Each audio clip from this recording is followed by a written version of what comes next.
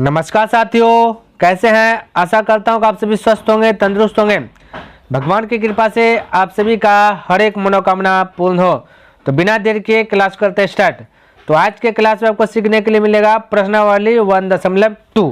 Clear है। देखिए प्रश्न क्या कहता है, नीचे दिए गए कथन सत्य है या फिर असत्य है, कारण के साथ अपने उत्तर दीजिए। ठीक है, कारण भी दे दीजिए, सत्य है और असत्य है कैसे ये बताना है।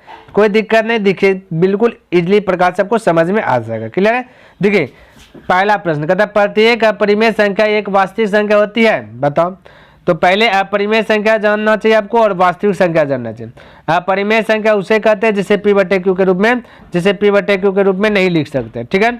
और वास्तविक संख्या उसे कहते हैं जिसमें परिमेय संख्या समझिए, परिमेय संख्या और अपरिमेय संख्या, अपरिमेय संख्या ये दोनों शामिल हो, जिसमें परिमेय अपरिमेय दोनों शामिल हो उसे कहते हैं वास्तविक संख्या।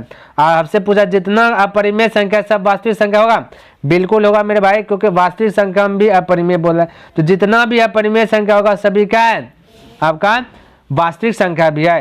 तो यहाँ पे लिख सकते हैं, यहाँ पे इजी होगा सत्य। यहाँ पे आप कारण दे सकते हैं कि सभी अपरिमेय संख्या वास्तविक संख्या होती है। क्लियर, ये कारण हो गया। ठीक है, तो ये आप दे सकते हैं। तो ये होगा मेरे भाई सत्य। ठीक है। देखिए प्रश्न क्या कहता है, कहता संख्या रेखा का प्रत्येक बिंदु रूट m के रूप का होता है, जहां m एक प्राकृत संख्या है।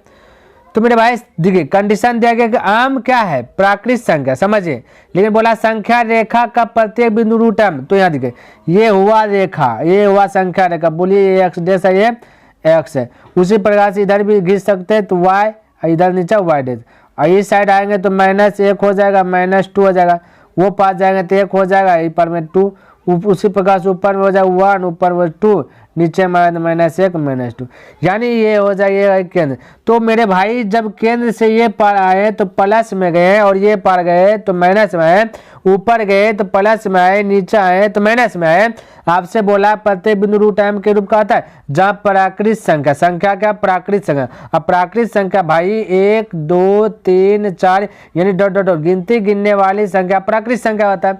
तो प्राकृत संख्या देख रहे सब धनात्मक में है, यानी कि सब प्लस में है। और यहाँ पे जब संख्या रेखा की बात करें तो ऋणात्मक में भी है, माइनस में भी है और प्लस में भी है। इसलिए ये असत्य हो जाएगा, असंभव, यानी असत्य, सत्य नहीं। इसका कहा गया जो बात है ये सत्य नहीं है, क्योंकि इसमें ये संख्या रेखा पर ऋणात्मक चिन्ह और ये ऋणात्मक और धनात्मक दोनों होते हैं।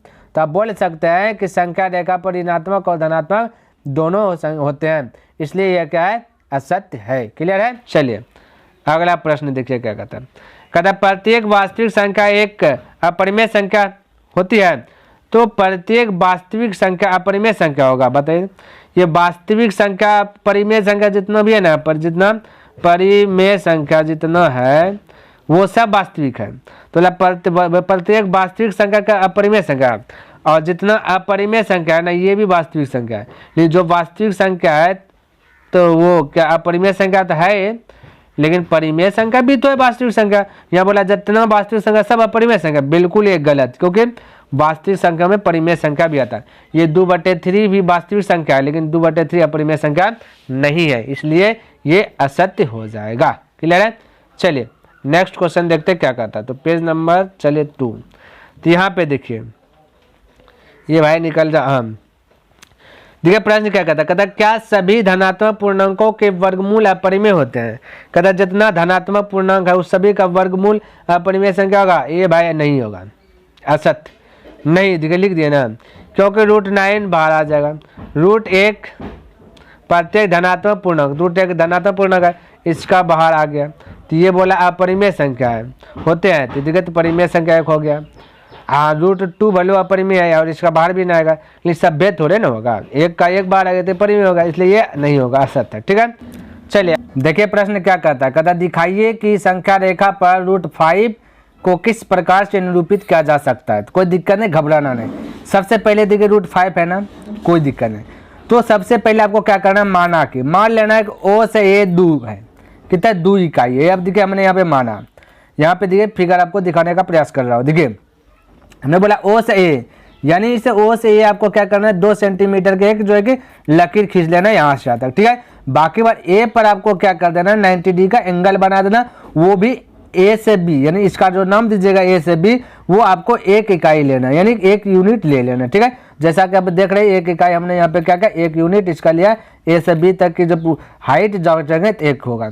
अब इसको क्या करना है, यहाँ से यहाँ तक में मिला देना है, ठीक है, ध्यान में रखना, मिला देना, बाकी बात कोई दिक्कत नहीं है। अब देखिए क्या करना है, अब हल करना है पहले क्या, तथा हमने बोला ओ से बी बराबर ओ से सी, यानी कि ओ से ये जो है बी है ना, ओ से जो बी है वही जो है यहाँ पे मेरे भाई, यहाँ पे जो इसको इस प्रकार से इसको क्या करना है, इसको टच, जैसे यहाँ पे आपको रख देना है कि 1.5 सुई को, और उसके बाद यहाँ से यहाँ तक नाप लेना है, और उसके बाद इसको धीरे धीरे धीरे धीरे यहाँ तक सटा देना है, तो ये हो जाएगा बी से सी। तो जो ओ से बी है वही होगा ओ से सी, यानी कि इसकी के लंबाई को क्या कर दे, थोड़ा सा इधर झुका दिए, तो जितना बड़ा ओ से सी होगा उतना बड़ा और बी से सी होगा। अभी कितना है पता नहीं है, हालांकि √5 है, ये आंसर ला करके हमने बोला, ठीक है, ध्यान में रखना, इतना सा कर लेना।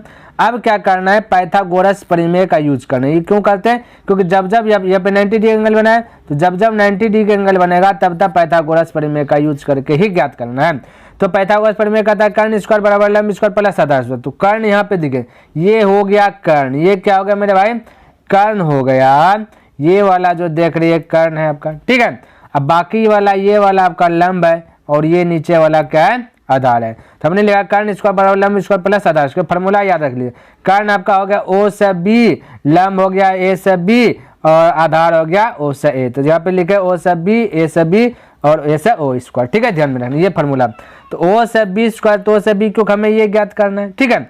अब बाकी बात ए से बी माने दूत, देखिए यहाँ से ए से बी दे दिए, तो ए से बी आपका यहाँ पे देखो उल्टा पुल्टा हो गया मेरे भाई।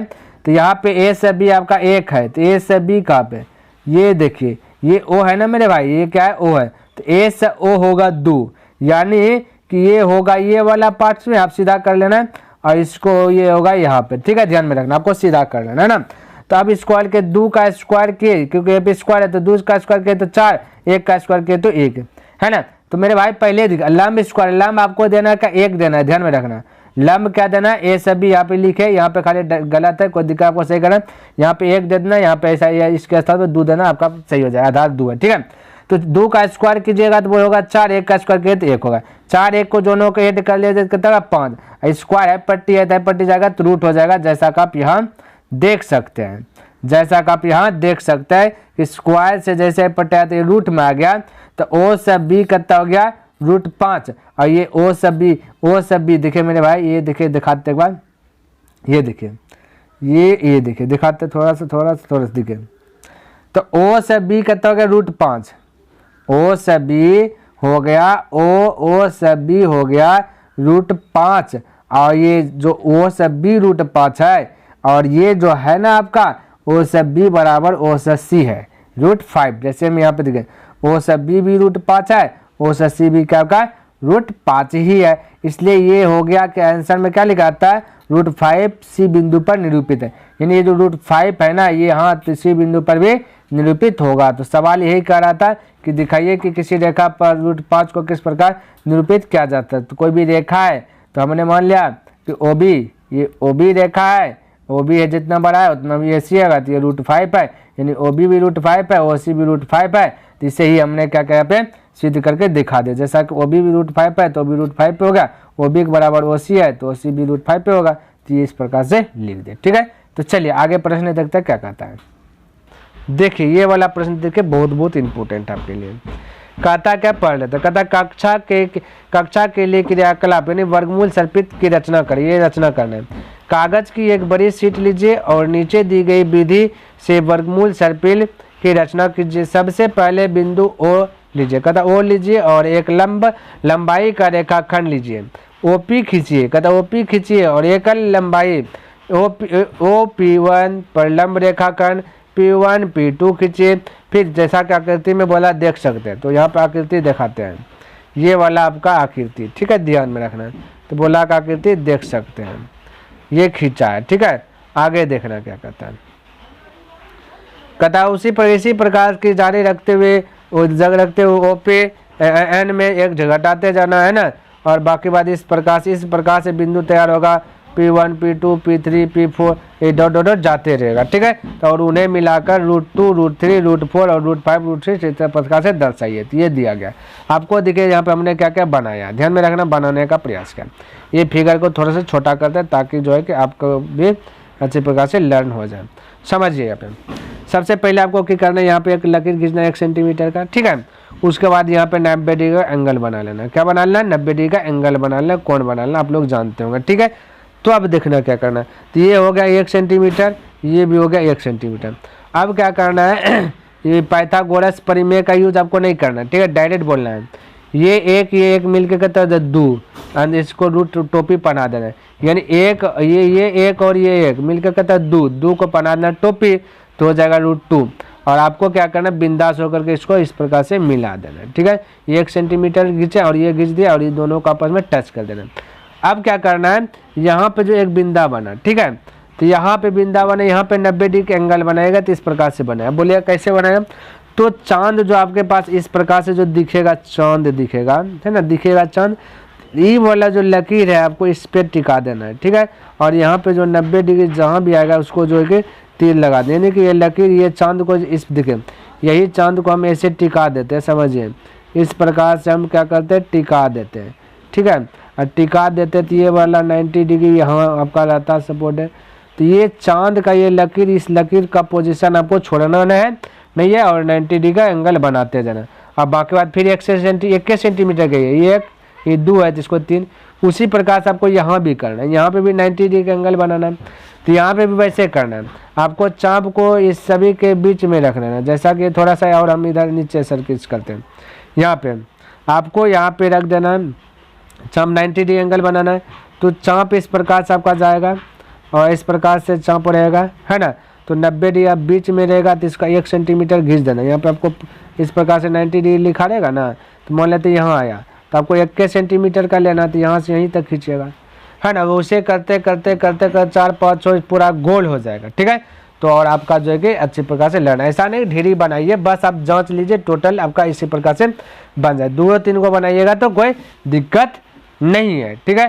तो आशा करता हूँ कि आपको ये समझ में आ गया होगा। और टोटल आपका जो है कि 1 ये क्या है ना मेरे भाई, 1.2 का जो कि टोटल प्रश्न मैंने आपको बता दिया और अच्छी प्रकार से आपको लर्न होगा। यदि अभी भी त्रुटि है, यदि आपको लग रहा है कि हमसे ये नहीं तैयार हो रहा है, तो आप कमेंट कीजिए, हम उसको पेज पे बता दे देंगे बना करके, ठीक है। तो चलिए नेक्स्ट दिन मिलते हैं, तब तक के लिए धन्यवाद। जय हिंद, जय भारत।